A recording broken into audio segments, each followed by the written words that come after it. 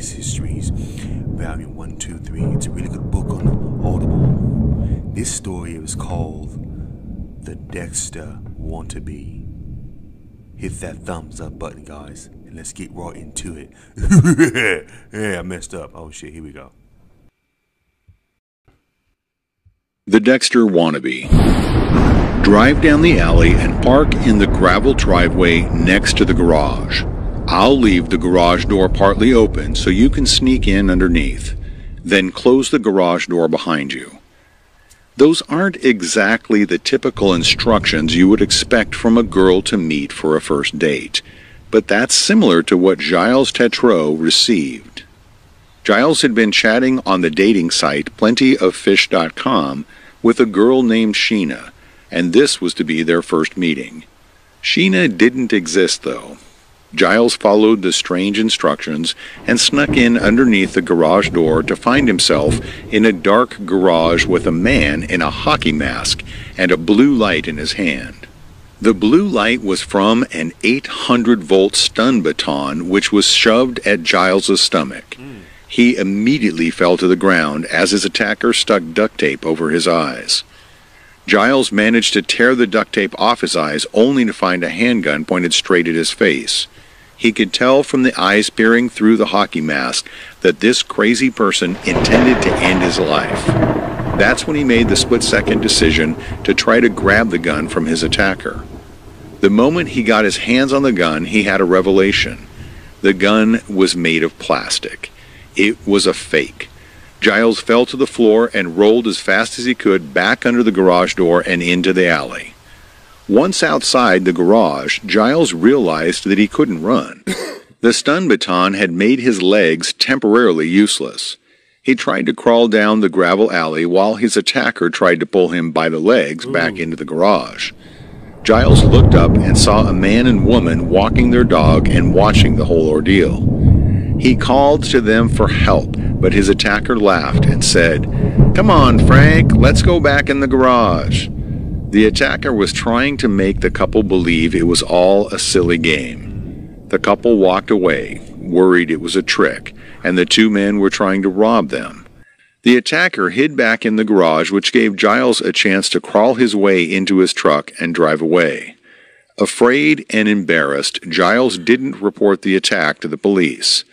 This was a grave mistake because the whole episode would be repeated a week later with a different victim. Johnny Altinger was a tall 38-year-old tech worker looking for love on plentyoffish.com. Johnny had a close group of friends that he kept in touch with daily, and he let them know he had been chatting with a girl named Jen and was planning on meeting her that evening. Johnny shared the conversations he had with Jen with several of his friends, even up until he pulled into the alleyway at 7 p.m. on October 10, 2008. Unfortunately, that was the last time anyone heard from Johnny. It was a holiday weekend in Canada, and his friends were getting worried since Johnny had not shown up for a motorcycle trip they had planned. That Monday, several of his friends received similar emails from Johnny's email address. "Hey there, I've met an extraordinary woman named Jen who has offered to take me on a nice long tropical vacation. We'll be staying in her winter home in Costa Rica. Phone number to follow soon. I won't be back in town until December 10th, but I will be checking my email periodically.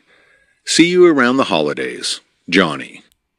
This was clearly out of character for Johnny, and his friends didn't believe he had written it. Their worry was escalated when they called his workplace to find that he hadn't shown up. Worry turned to frustration when they called the police and they refused to do anything. Johnny's friends took matters into their own hands and broke into his apartment. Once inside, they found his clothes and suitcase were there and even his passport. With this new information, they went back to the police.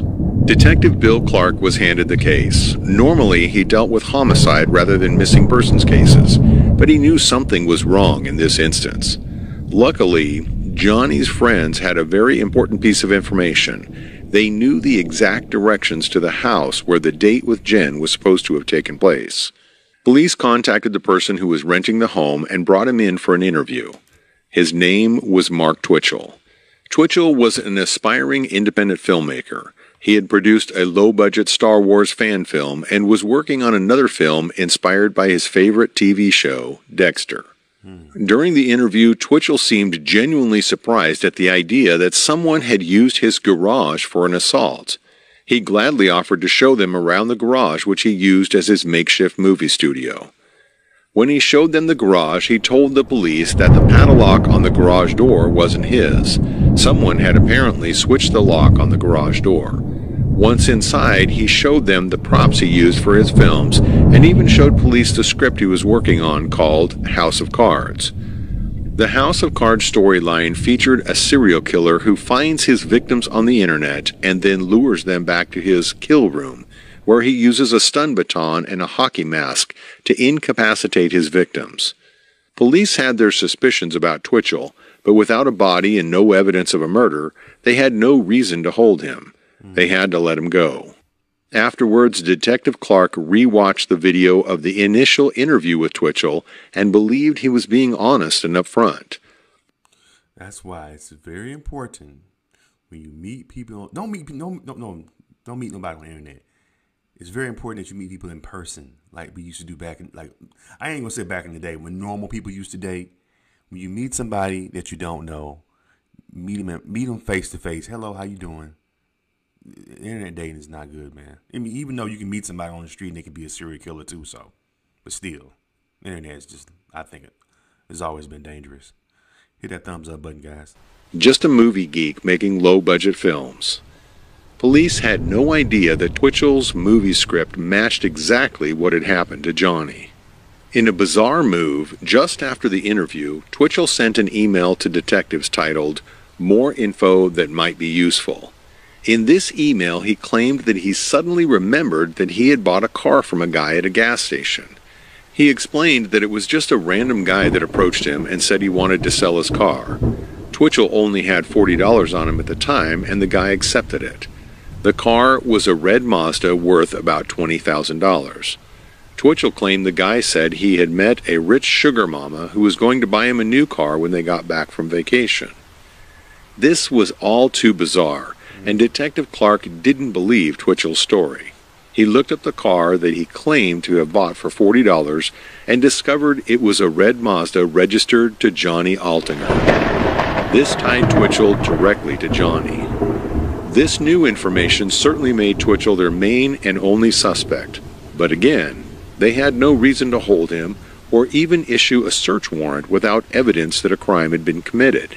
Detective Clark decided to go to the public for help. That's when the couple that were walking their dog down the alley came forward. When they heard the news, they assumed they had watched the attack of John Altinger and told their story to the police. But police quickly realized the attack the couple were describing happened a week earlier than Johnny's disappearance. Police now had the realization that there was a second victim out there, and they had no idea if this person was alive or dead. A month after his attack, Giles Tetreault heard the news that Johnny had gone missing in the same garage where he was attacked. He knew it must have been the same attacker. It compelled him to finally go to the police to tell his story. Armed with the new information of Giles's attack, police now knew that a crime had been committed at the garage, and they believed Twitchell was the attacker. A search warrant was issued for both Twitchell's car and the house he was renting. When investigators arrived, they found a mountain of evidence. Upon searching the garage, they found the hockey mask, stun baton, garbage bags, duct tape, knives, plastic coveralls, and a pellet pistol, all with traces of blood. Wow. There was blood all over the walls, floor, and kill table. There was even an empty water pitcher with blood residue all over it. Twitchell had claimed these were all just movie props, and the blood was fake, but further testing showed it was real blood, and the DNA matched Johnny Altinger. The trunk of Twitchell's car had a huge puddle of blood, and in the back seat they found his laptop covered with Spider-Man stickers. When computer forensics experts got inside the laptop, they found the most damning evidence of all. In the deleted files, they found a file titled SK Confessions. The text was horrifying. It was a detailed account of his butchering and dismemberment of Johnny Altinger. Wow. It even spoke of the previous victim that narrowly escaped. A full copy of the SK Confessions document and evidence photos are available in the appendix at the end of the book. Police arrested Mark Twitchell on Halloween. They held him in jail for months while detectives poured through the evidence and built a case against him. They still needed a body to help their case and to bring closure to Johnny's friends and family. Months and months went by, but Twitchell wouldn't say a word about what he had done with the body. The text of SK Confessions went into graphic detail about how he had dismembered the body and put it down a storm drain. It said nothing, however, about where the storm drain was. Police searched sewers within a 1-mile radius of Twitchell's home using sneaking cameras, but had no luck in discovering the remains. Twitchell wouldn't speak, so Detective Green put him in the back of his police car and drove him around for hours near the murder scene, trying to get him to disclose the location. But his plan didn't work. Several months later, Twitchell got a new lawyer and police received a phone call.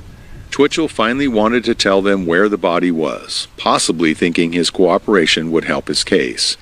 The lawyer gave police a map printed out from Google Maps with exact directions to the storm drain. They located it only a few blocks from Twitchell's home. During the trial, Twitchell took the stand in his own defense. His lawyers tried to paint him as a normal guy, just a young man with Hollywood ambitions. They claimed that his plan was to lure a few men to the garage, scare them, and let them go, hoping they would tell their story and it would be good publicity for his upcoming movie. The story was ludicrous, and the jury didn't buy it. It only took 4 hours for the jury to return a guilty verdict. On April 12, 2011, Mark Twitchell was sentenced to life in prison with no parole for a minimum of 25 years.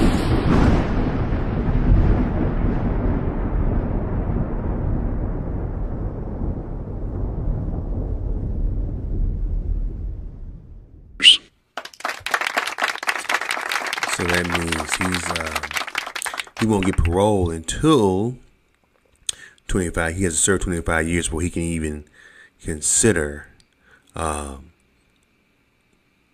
for appeal to be, released for parole. So 25 years. So he's still in prison now. Anyway, we gotta think about that story, man. The Dexter Wannabe, I think I might have heard about this story some time ago on Inside Edition. Do you all remember that? I believe Inside Edition did a story about this particular case some years back. This happened a while back.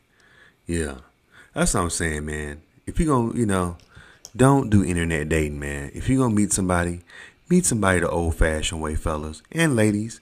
Meet somebody the old-fashioned way. You see a young lady you like to talk to, because that way you'll know it's a real woman. That way she could be crazy as cat shit too. Women crazy. But at least you know this is a real woman that you're meeting. This is not although she could be setting you up too, but I prefer the old way of, hey, how you doing? My name is such and such. My name is Charles. What's your name? I just want to come over and talk to you to see what type of person you are. You seem like a cool person.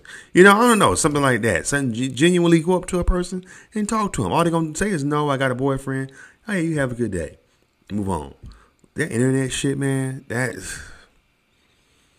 grow some balls, man. Go up to a woman and talk to her like a man, dude. Come on. All this being scared of talking to women. Although you be kind of nervous because you don't want to get shut down, but it's better than ending up in somebody's garage with a hockey mask trying to kill your ass. And that's what internet dating will lead you. So what y'all think about this book, man? This scary, creepy story. Leave your comments and subscribe to Charles in World. Appreciate it.